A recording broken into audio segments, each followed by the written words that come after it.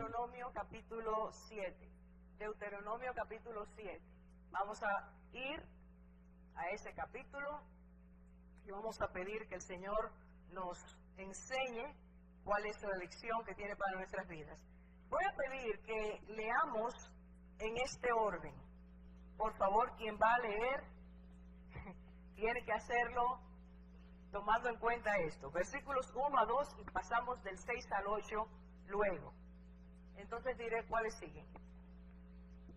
Cuando el Señor tu Dios te haya introducido en la tierra donde vas a entrar para poseerla, y haya echado delante de ti a muchas naciones, los hititas, los gergeseos, los amorreos, los cananeos, los fereceos, los heveos y los jebuseos, 7 naciones más grandes y más poderosas que tú. Y cuando el Señor tu Dios los haya entregado delante de ti y los hayas derrotado, los destruirás por completo. No harás alianza con ellos, ni te apiadarás de ellos. Versículo 6. 6 a 8. Porque tú eres pueblo santo para el Señor tu Dios. El Señor tu Dios te ha escogido para ser pueblo suyo de entre todos los pueblos que están sobre la faz de la tierra. El Señor no puso su amor en vosotros, ni os escogió por ser vosotros más numerosos que otro pueblo, pues erais el más pequeño de todos los pueblos. Mas, porque el Señor os amó y guardó el juramento que hizo a vuestros padres, el Señor os sacó con mano fuerte y os redimió de casa de servidumbre, de la mano de Faraón, rey de Egipto. Ahora pasamos a los versículos 11 y 12. Guarda, por tanto, el mandamiento y los estatutos y los decretos que yo te mando hoy para cumplirlos. Y sucederá que porque escuchas estos decretos y los guardas y los cumples, el Señor tu Dios guardará su pacto contigo y su misericordia que juró a tus padres.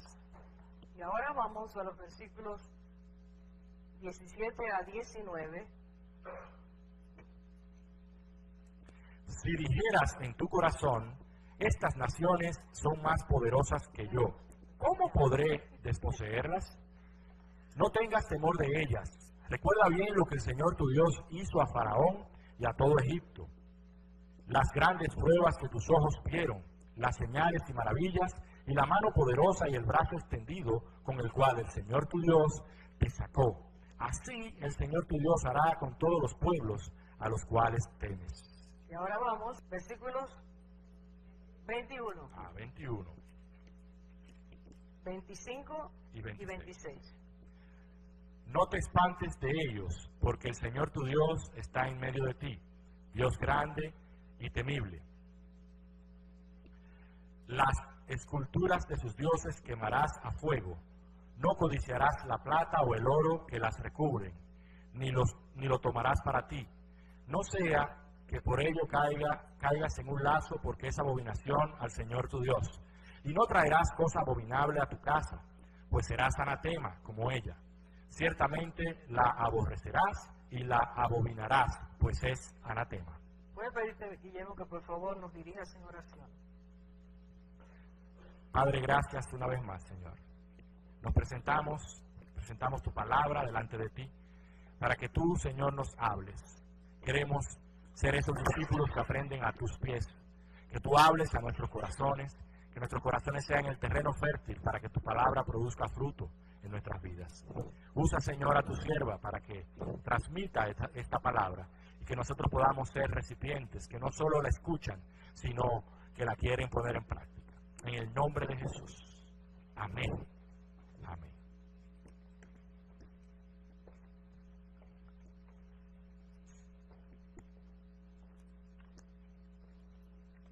A fin de comprender los versículos que hemos leído, es necesario ir hacia atrás en la historia.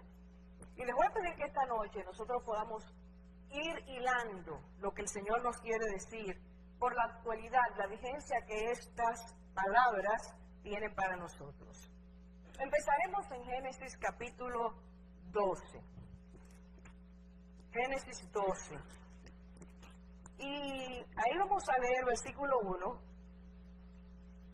Creo que todos conocemos esta porción, cuando el Señor le dice a Abraham, Génesis, ahora estamos en Génesis, capítulo 12, versículo 1. Pero Jehová había dicho a Abraham, vete de tu tierra y de tu parentela y de la casa de tu padre a la tierra que te mostraré.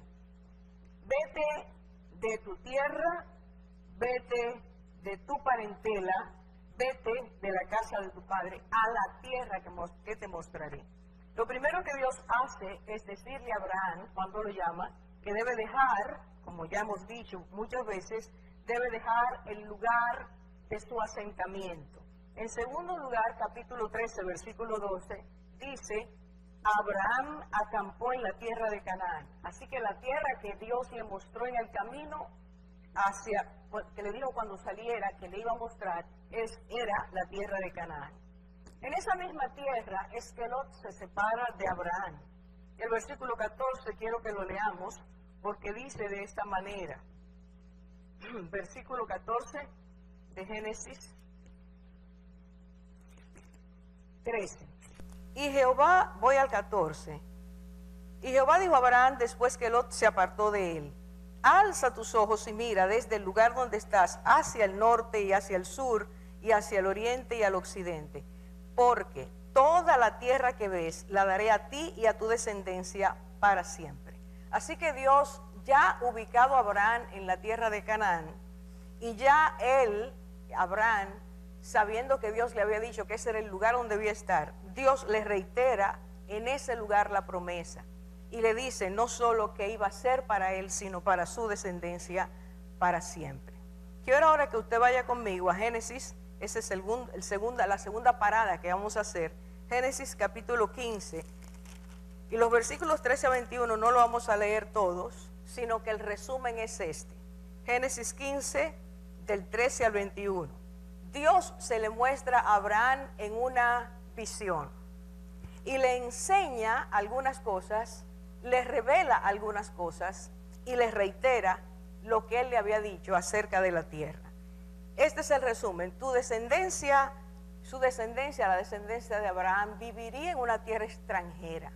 Y en esa tierra extranjera serían esclavizados durante 400 años, pero en la cuarta generación, le dijo Dios, volverían acá. Ahora, ¿dónde está hablando Dios? ¿A quién le está hablando Dios? ¿En qué lugar está Dios diciéndole a Abraham, volverán acá? En la tierra de Canaán. Es decir, cuando Dios se le muestra en ese momento, Dios le está diciendo a Abraham, tu descendencia volverá acá. Aunque estará lejos tanto tiempo, tu descendencia volverá acá. De eso que Dios le dice, hay dos datos sumamente interesantes, importantes para lo que estamos empezando a desarrollar. El primero de esos datos es que Dios le dijo en qué momento ellos saldrían, su descendencia saldría de la tierra donde iban a ser esclavizados. Y le dijo, cuando llegue el momento de la maldad, en el momento en que Dios dijo, cuando Dios le dijo eso a Abraham, dijo, porque hasta ese momento no habrá llegado la maldad, el colmo de la maldad de esos habitantes. Y el segundo dato es que Dios le dio los nombres de los moradores de esa tierra. Dios le dijo a Abraham quiénes serían. Y entonces dijo, porque hasta ese momento los amorreos, la culpa de los amorreos, el pecado, el colmo de ellos no habrá llegado a ese punto. Para que todos entendamos que los amorreos fue un término, eran parte del pueblo, de esos pueblos que Dios dijo, pero llegó a ser sinónimo de todos los pueblos. Cuando se hablaba de amorreos, se hablaba de esos pueblos que Dios estaba diciendo. Así que pasamos al tercer elemento, y es en Éxodo capítulo 33, versículos 1 y 2, cuando ya el pueblo había sido liberado de Egipto y estaba al pie del Sinaí, habían escuchado ya los mandamientos de Dios. En el capítulo 33, versículo 1, Dios le dice a Moisés, anda, sube de aquí tú y el pueblo que sacaste de Egipto, a la tierra de la cual juré a Abraham, Isaac y Jacob, diciendo, a tu descendencia la daré. Versículo 2. Y yo enviaré delante de ti el ángel, y echaré fuera al cananeo, al amorreo, al eteo, al fariseo, al heveo y al jebuseo. Dios está volviendo a nombrar, diciendo los nombres de los pueblos, las ciudades, que en ese momento, cuando el pueblo de Israel entrara a esa tierra prometida, esos habitantes todavía iban a estar ahí. Ahora, ¿de quiénes o de quién provenían esos habitantes? Génesis 10 nos habla de los hijos de Noé y sus descendientes. Y si nosotros vamos a los versículos 15 a 19, se dice que Canaán era el cuarto hijo de Noé.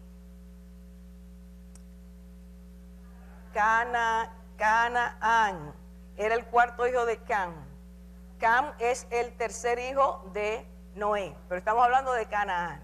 Y entonces gracias por estar atentos, fue el nieto de Noé el que recibió la maldición que proclamó Noé, que declaró Noé, cuando el hijo, que era Can, vio su desnudez y celebró eso llamando a sus hermanos como si fuera algo para ser experimentado de una forma burlesca. Ante ese comportamiento, su padre, Noé, padre de Can, entonces maldice a su nieto. Los judíos por muchas generaciones han dicho que porque Can participó a Canaán, eso es porque Dios lo maldijo. La Biblia no dice por qué, solo dice que Noé maldijo a su nieto. Entonces, de ese nieto es que salen todos estos pueblos que Dios está diciendo que van a ser desterrados, van a ser sacados de su tierra. Nos vamos al cuarto elemento y lo vamos a encontrar en Levítico capítulo 18, cuando Dios prohibió al pueblo de Israel imitar las costumbres de los pueblos que descendían de Canaán. Dios dice a Israel que no puede imitar las costumbres de esos pueblos. Recuerden que la promesa de Dios es que los descendientes de Abraham irían a la tierra de los cananeos, a la tierra de los amorreos, era decir lo mismo. Y Dios menciona cuáles son esos pueblos. Ahora, en Levítico 18, mientras Dios prepara el momento de entrar, Moisés le dice a este pueblo lo que Dios quería que ellos supieran. Dos razones básicas. La primera la encontramos, que sale de la misma boca de Dios, Éxodo 34, 11 a 13, donde Dios está diciendo que por la idolatría de esos pueblos, idolatría que alimentaba la inmoralidad de esos pueblos, Dios los sacaría de su tierra. Quiero repetirlo. Dios está diciendo que los cultos a sus dioses llevaban a esos pueblos a la idolatría inmoral. Segundo elemento por lo cual Dios está diciendo no deben imitar sus costumbres, está en Levítico 18. Mencionaré el resumen de las costumbres que Dios dice que no debían ser imitadas. Adulterio, incesto, en todas las formas posibles, Dios las menciona en ese capítulo. Muerte a los niños, sacrificio de niños, homosexualidad y bestialismo. Todo eso es mencionado por Dios en ese capítulo 18. Y todas estas cosas reitera Dios una y otra vez al pueblo de Israel: no imiten esas costumbres, no asimilen esa cultura. Y Dios dice más, advierte. Si usted va a Levítico 18:24, dice: en todas estas cosas se han palabra clave, corrompido. En todas estas cosas, esos pueblos se han corrompido esas naciones que yo echo de delante de vosotros.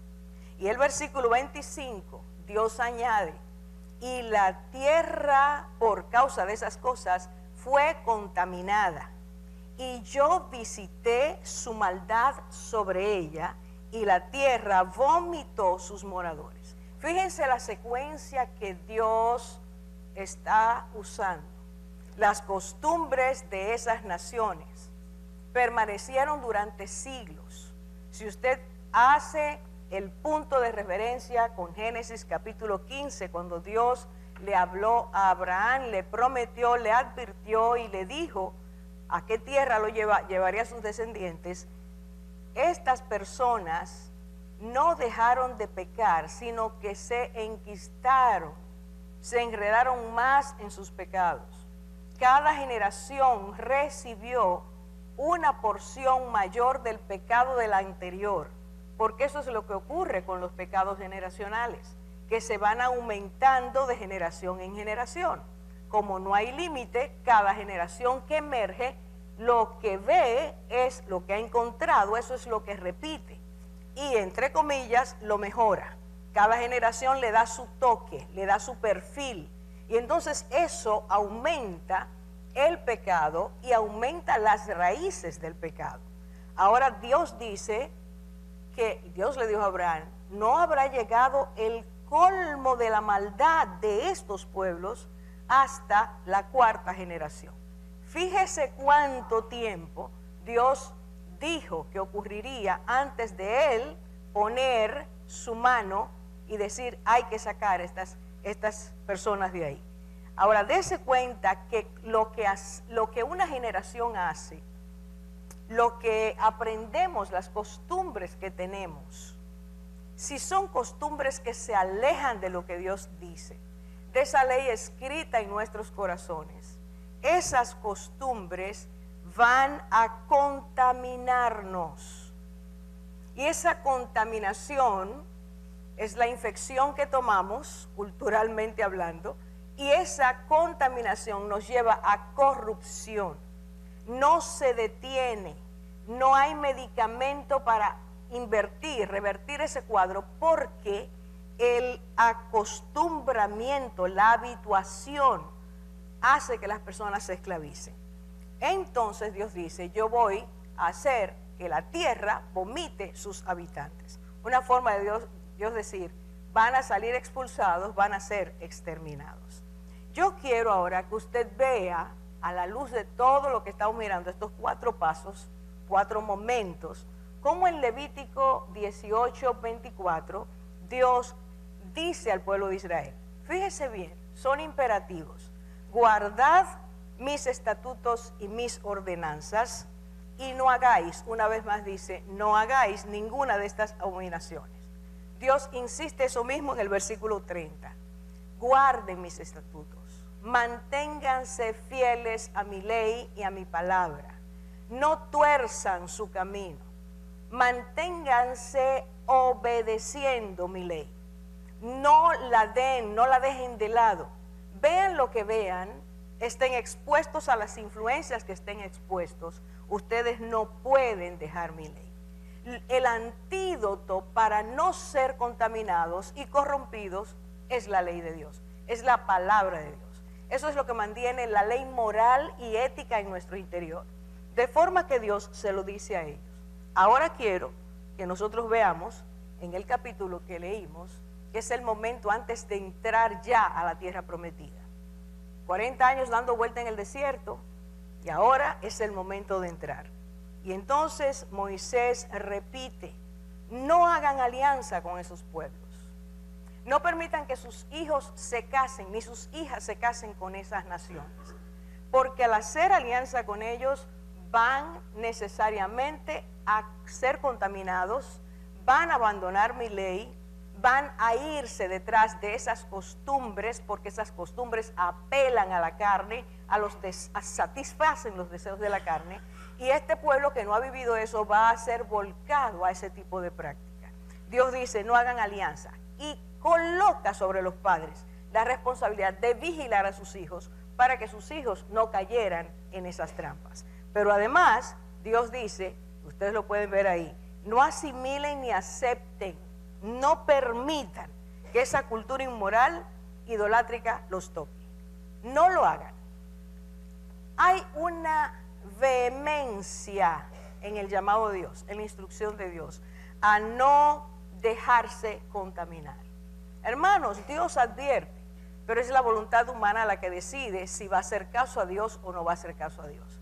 Ahora nosotros al mirar estos pasajes nos damos cuenta que Dios reitera la necesidad de mantenerse guardando su palabra. Ahora, si no la guardamos, ¿qué es lo que va a ocurrir? Si no obedecemos, no hacemos caso a lo que Dios dice, ¿qué es lo que va a ocurrir? Que la atmósfera que nos rodea va a atraernos de tal manera que no seremos capaces de poder contrarrestar lo que debemos hacer en obediencia conforme a lo que Dios nos dice. Lo digo de esta manera. Si nosotros no estamos expuestos a la palabra de Dios, si la palabra de Dios no nos impacta, si no creemos que esa palabra es palabra de Dios, nosotros no vamos a tener fortaleza espiritual para decir no a ese tipo de influencia. Ahora, si no hubiera sido una influencia que impactara la vida, Dios no hubiera dicho tantas veces al pueblo de Israel, no imiten, no hagan, no se dejen llevar, porque Dios sabe que eso apela a nuestra naturaleza caída, y no hay ser humano que no pueda, que pueda decir, yo no voy a ser arrastrado por eso, yo no voy a hacerle caso a eso. Todos los seres humanos, porque somos pecadores, vamos a ser tocados en lo que se llama carne, viejo hombre. Ahora, Dios, sabiendo que eso tiene tanto impacto en la vida del ser humano, es que dice tantas veces, no hagan caso, no hagan alianza. Así que no hacer alianza, más mantenerse firmes en la palabra, es igual a no corromperse. Lo digo de nuevo.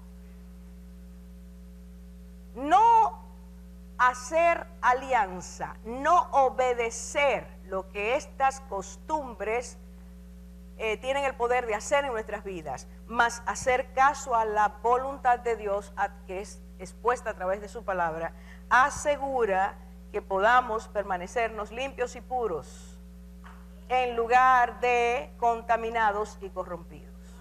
Ahora bien, hay que entender por qué Dios le dice al pueblo de Israel esto. Y todo esto para que usted y yo como iglesia de Dios entendamos lo que Dios nos está diciendo a nosotros en el día de hoy. En el versículo 6, Deuteronomio capítulo 7, versículo 6, Dios dice que ellos tenían que entender quiénes eran: pueblo santo para Jehová su Dios, y aceptar esa identidad, entender que eran pueblo especial más que los otros pueblos de la tierra. Ahora, Dios le dice ahí mismito, no es porque ustedes sean mejores, es porque yo amé a Abraham, a Isaac y Jacob, y les prometí que les daría esta tierra. Dios le dice claramente, no es por ustedes, y eso se llama gracia, y es lo que Dios hace con nuestras vidas también. Se trata de gracia, Dios extiende su gracia y nos favorece sin nosotros merecerlo. Pero Él quiere que usted y yo entendamos que nos ha dado una identidad, y esa identidad es la identidad del pueblo santo para Dios. Dios nos eligió a ti y a mí, y nosotros respondimos a su llamado. Al ser salvos hemos sido limpiados, hemos recibido el Espíritu Santo. El Espíritu Santo es un sello en nuestras vidas de esa salvación, pero es también la identidad de santidad. Y somos pueblo especial. El pueblo de Dios en la tierra es un pueblo especial para alumbrar a las naciones, para atraerlos a Dios nuevamente. Ese era el trabajo de Israel. Israel no lo hizo porque terminó siendo arrastrado por esas costumbres. ¿Usted se recuerda de Salomón lo que le pasó? Salomón terminó adorando ¿a quiénes? ¿Y por qué adoró a esos dioses? Por las mujeres que tenía, que lo arrastraron. Así que Dios le había advertido al pueblo de Israel: no lo hagan ustedes para que no les ocurra. Así el pueblo de Dios es llamado a mantenerse en pureza, a no hacer caso a las costumbres de las naciones, para entonces poder alumbrar al mundo, poder ser sal en la tierra, y que las personas que no conocen al Señor vengan a conocerlo. Cuando las naciones colocan sus dioses y sus pasiones sexuales por encima de la ley de Dios escrita en nuestros corazones, siempre terminan en destrucción. Recordemos a los cananeos. En la historia hay muchísimos ejemplos, pero voy a dar un salto histórico para caer en los griegos. ¿Por qué el imperio cae? ¿Por qué cae el imperio romano? Porque se sumergieron en sus deseos y pasiones, se enlodaron tanto en el pecado que terminaron siendo destruidos. Y eso se ha repetido y se sigue repitiendo. Y está delante de nosotros como una alerta de que puede ocurrir también en este tiempo. Así que yo quiero que usted y yo en este momento pensemos que tenemos un problema los seres humanos, y es olvidarnos de la historia, es olvidarnos de los ejemplos, es olvidarnos de que ya pasó y volvemos a repetir los mismos errores y volvemos a caer en las mismas cosas. No hay garantía de que nosotros podamos sobrevivir a las situaciones que el mundo nos ofrece, a menos que no haya una convicción, una identidad con lo que Dios ha hecho en nuestras vidas, una aceptación de esa identidad y un deseo de hacer la voluntad de Dios. No hay persona que sobreviva, no es posible. Entonces yo quiero, llevándolo al día de hoy, decir lo siguiente. Voy a citar a una persona que he citado antes. Parte de lo que ella ha dicho es un trabajo bastante extenso, pero voy a tomar algunas de sus palabras para encajarlo aquí e ir derivando hacia donde debemos ir esta noche. Desde hace varias décadas, el mundo occidental, mundo en el que nosotros estamos, está empecinado en repetir comportamientos culturales que han sido un fracaso en la historia. Esta señora se llama Gabrielle Kubi y es checa, es una socióloga muy conocida en Europa. Y ella dice lo siguiente en su artículo. Por favor, preste atención. Dada mi experiencia en el estudio de la sociología y el interés por los acontecimientos políticos y sociales, comencé a darme cuenta que la sexualidad es el tema de nuestro tiempo. Vivimos en una época en que las normas sexuales, como nunca antes en la historia de la humanidad, están siendo transformadas, poniéndolas completamente al revés. Ninguna sociedad había hecho esto. Creo que este enfoque de la sexualidad es un ataque medular contra la dignidad del ser humano y la sociedad en conjunto, ya que si una sociedad, atención, abandona su moralidad en general, especialmente en el área de la sexualidad, cae en la anarquía, en el caos, y esto puede dar lugar a un nuevo régimen totalitario liderado por el Estado. Si esto no le llama la atención, usted está más que muerto. Esto es una voz de alarma, porque esta persona está diciendo, en el mundo está ocurriendo un cambio tan violento, donde la moralidad se quita y se establece un nuevo paradigma. Y cuando eso ocurre, entonces las personas caen en anarquía. Y al caer en anarquía, en desorden social, entonces el gobierno se hace cargo de eso. No voy a entrar, porque no me da tiempo en esta noche, de ir a quiénes están detrás y quiénes han hecho eso. Pero quiero decirle lo siguiente. Una de las corrientes que ha estado dando forma a ese trastorno que estamos viviendo hoy es el humanismo. Voy a citar a dos hombres muy especiales que escribieron un libro que se llama ¿Qué le pasa a la raza humana? Dr. Cook, que fue el cirujano de Estados Unidos, es decir, lo que sería en este país el secretario de Estado de Salud Pública, gracias, y el doctor Francis Schaeffer, un hombre, un teólogo precioso, que durante mucho tiempo, especialmente en el tiempo en que empezaron estas corrientes, abrió su casa para ayudar a muchos jóvenes. Ellos escribieron este libro y ellos dicen lo siguiente acerca de lo que es el humanismo. La idea fundamental del humanismo es que los hombres y las mujeres puedan comenzar de sí mismos y ellos puedan establecer las normas que les permitirán juzgar todas las cosas. Nosotros hemos llegado ya tan lejos, así cree el hombre posmoderno, que puede hacer lo que quiere, quitar normas, quitar leyes, inventar otras y vivir de acuerdo a esas nuevas que está estableciendo. Ellos siguen diciendo que para los humanistas no hay normas fijas de conducta, es decir, no hay nada absoluto ni verdadero, por lo cual cualquier norma puede ser, atención a esto, socavada o reemplazada cuando sea necesario, cuando sea conveniente y cuando sea aceptada como moda social o cultural. Si los reglamentos que Dios establece en su ley para bien de nuestras vidas y se tomó el cuidado de escribirlo dentro de nosotros, Romanos capítulo 2, para que eso nos sirva y nuestra conciencia unas veces nos acusa y otras veces nos defienda, como dice la Biblia, esa labor continua de la conciencia. Si estas cosas, esto es quitado, porque se devalúa lo que Dios ha escrito y se entiende que no hay que hacerle caso, entonces cualquiera puede establecer sus normas. Y eso es lo que lleva a la anarquía. Cualquiera puede hacer lo que le plazca y eso lleva al desorden social. Yo no sé si usted puede entender el que ahora el varón pueda entrar al baño de hembra y la hembra puede entrar al baño del varón, lo que eso va a traer dentro de un tiempo. Pero sigamos. Tomemos como ejemplo, voy a tomar como ejemplo un país que ha influenciado no solo a Occidente, sino a todas las naciones de la tierra, que es Estados Unidos.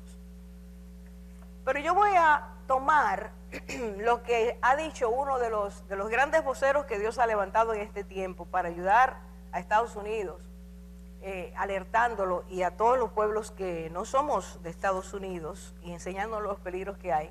Es un pastor muy conocido en Estados Unidos que se llama David Jeremiah. Y él dice lo siguiente. En uno de sus libros, él dice que el 8 de mayo de 1998, hace hoy, ¿cuántos años?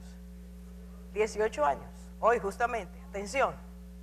8 de mayo del 1998, hoy estamos a 8 de mayo del 2016, hace 18 años. 16 años.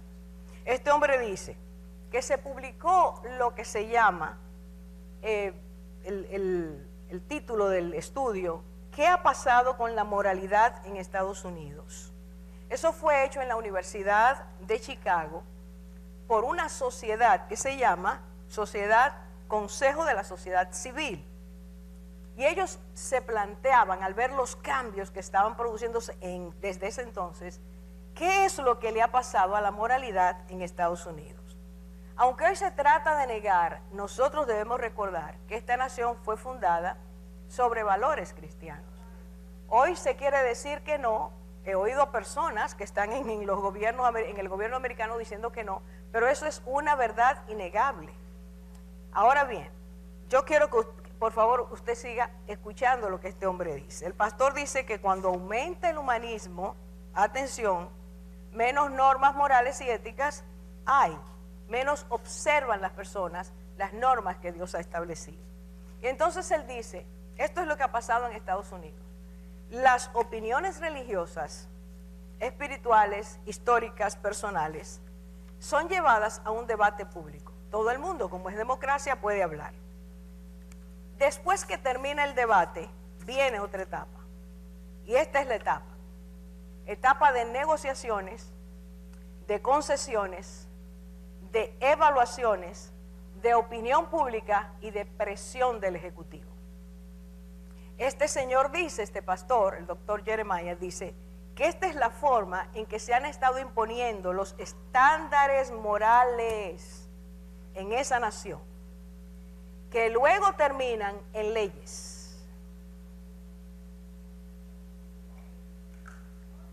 Por favor, pueblo de Dios, atención. Primero pasa por una batidora de ideas y de opiniones de todo el mundo, porque estamos en la democracia. De ahí se extrae todo lo que la gente no entiende, es que todo eso se llama ingeniería social. Y después de allí parte aparentemente el consenso de la mayoría para entrar entonces a una serie de estudios para ver qué quiere la gente en este tiempo, qué quiere el hombre posmoderno.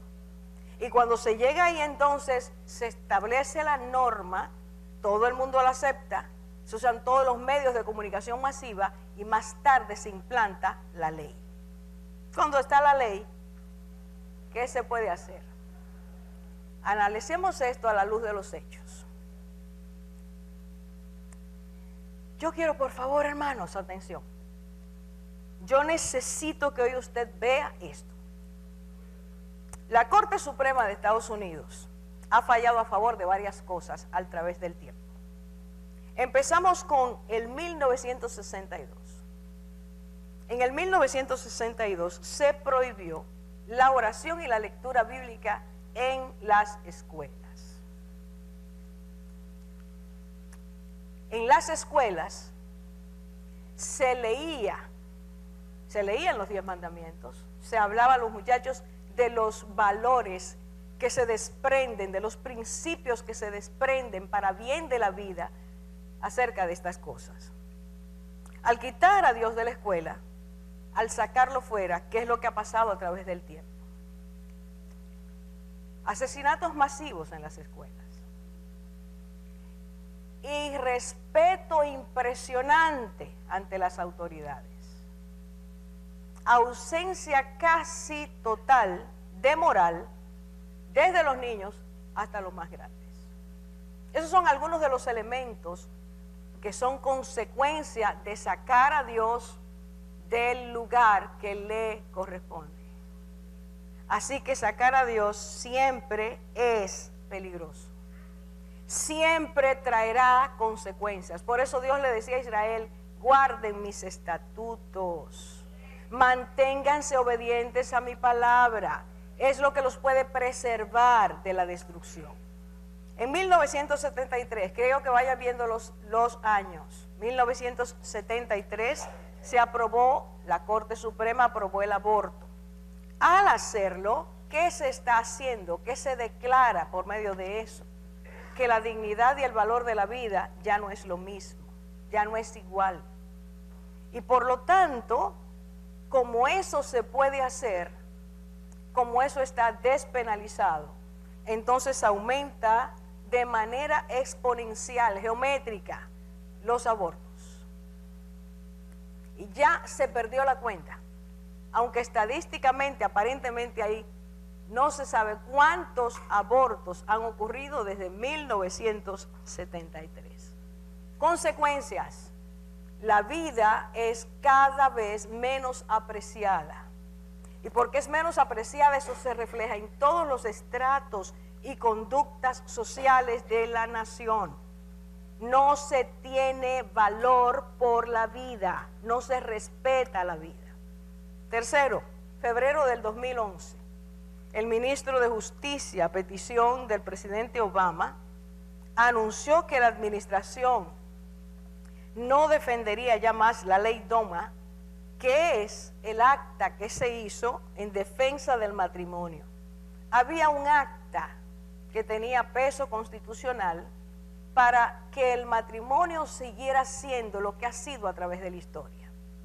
no se quería que algo tan estable a través de los siglos fuera dañado. Por lo tanto, se hizo una ley especialmente para guardarla. ¿Y quien la aprobó en aquel entonces? Fue el presidente Clinton.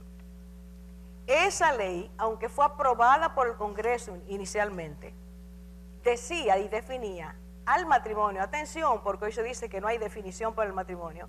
En ese momento se decía una unión legal entre un hombre y una mujer como esposo y esposa. Al suprimir eso, ¿qué es o cuáles son las consecuencias? Al suprimir la defensa del matrimonio entre el hombre y la mujer, bueno, pues tenía que venir algo más. Ahora yo quiero que usted vea, eso fue en el 2011. Y en el 2015, el año pasado, el Tribunal Supremo aprobó el matrimonio homosexual. 5 votos contra 4. Las consecuencias son tan graves, pero ya empezamos a verlas, que todavía el ser humano no puede alcanzar lo que eso supondrá dentro de 1 año o 2. Mire la secuencia de nuevo. ¿Por dónde empezó todo? Por sacar a Dios. Por sacarlo de los muchachos, de los jóvenes. Por quitar a Dios de la vida de los niños y de los jóvenes. ¿Cuáles siguen siendo las consecuencias? Trastornos, destrucción, desgarramiento familiar.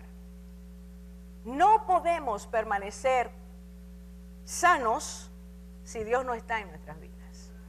No podemos permanecer unidos si no obedecemos lo que Dios nos dice. Y perdemos nuestra identidad como seres humanos y nuestra identidad como familia y nuestra identidad como nación cada vez que nos alejemos de Dios. ¿En qué punto estamos nosotros como nación en este momento?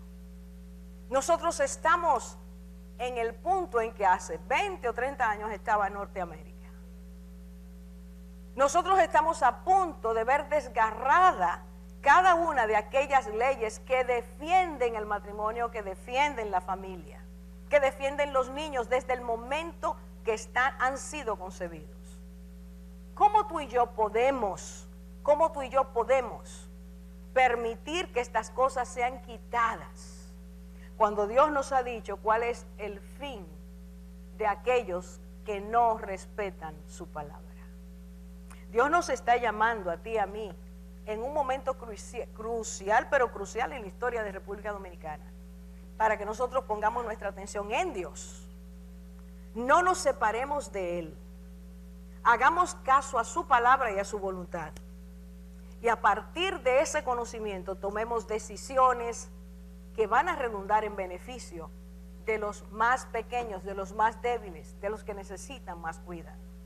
Cada nación que se ha apartado de Dios, eche su mirada a Europa en este momento y usted va a ver lo que está pasando. Ninguna nación puede permanecer firme y sana si se aparta de la ley de Dios. Y es necesario que en este momento hagamos el alerta una y otra vez para que usted y yo tomemos decisiones sabias en este momento crítico. República Dominicana se puede hundir, acabar de hundirse. No se ha hundido porque Dios la ha defendido. No se ha hundido porque Dios ha oído la oración de su pueblo. No se ha hundido porque Dios en su misericordia ha querido respaldar a ese Dios que aparece en primer lugar en nuestro escudo nacional. Dios ha oído la oración de su pueblo y quiere seguirla oyendo. Quiere que tú y yo intercedamos, clamemos, oremos, que nosotros entendamos que al pueblo de Dios le ha sido asignado el clamar por su tierra para que su tierra no se corrompa. Hermanos, yo lo invito a que usted en el día de hoy lo piense seriamente. ¿Y sabe por qué? Porque el pueblo de Dios, según las estadísticas tanto de Europa como de Norteamérica, el pueblo de Dios, especialmente dice así el resultado de la estadística, los que nacieron entre 1965 a 1980 y tanto, es un rango de generación que se dejó arropar completamente por el cambio de las normas sexuales, familiares, matrimoniales. Ese rango de generación ha seguido multiplicando el mal. Y es necesario que nosotros entendamos que una generación puede cambiar totalmente el curso de la próxima generación. Nosotros ya hay demasiada experiencia en la historia para que nosotros sigamos insensibles. Ha llegado el momento de tomar decisiones. Déjeme decirle, el pueblo de Dios en este tiempo tiene que decir no al aborto.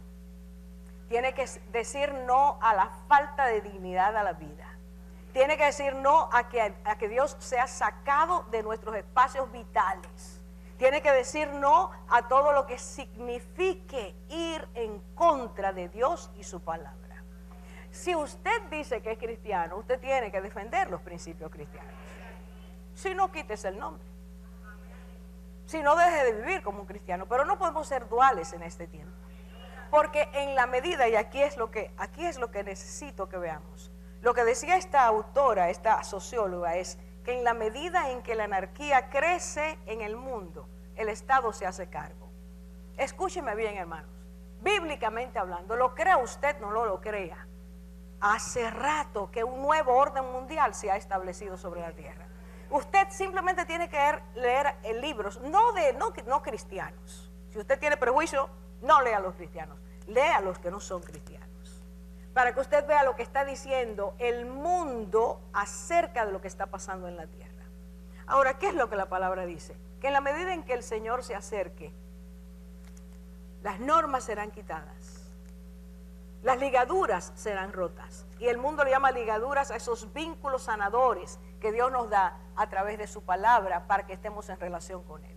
Lo que dice el mundo es simplemente lo que Dios advirtió hace tanto tiempo. Ahora usted y yo, si somos cristianos, tenemos que saber qué decisiones dar en momentos tan especiales. Y yo le pido, el domingo no hay reunión, porque como nación tenemos que ir a votar. Ahora yo le digo a usted, llegó el momento de que usted no vote su voto, dándoselo a uno que apoye el aborto, dándoselo a uno que apoye la homosexualidad, dándole a uno que apoye la pedofilia. Usted no puede darle su voto a una persona que está en contra de la palabra de Dios. Ahora, Dios le va a decir a usted, y si usted está oyendo espiritualmente, usted oirá lo que Dios le va a decir. Mientras tanto, tenga cuidado. No hagamos lo que han hecho otras naciones. Hoy hay dolor. Hablé hace poco con una amiga, un amigo norteamericano, y me dijo, tú no te imaginas lo que ha ocurrido en un año aquí en esta nación, desde que se dio la ley apoyando los homosexuales. Pastores perseguidos, hermanos que han tenido que cerrar sus negocios. Dice, ustedes no tienen idea, defiendan su nación, me dijo él. Es hora, hermanos, de que nosotros seamos luz para las naciones. Es necesario que usted hoy piense como cristiano y no solo como ciudadano. Hay una diferencia. Cuando somos cristianos, sabemos que lo que debe establecerse es la voluntad de Dios. Cuando solo somos ciudadanos, simplemente predomina en nosotros la carne. Que Dios tenga misericordia de nosotros.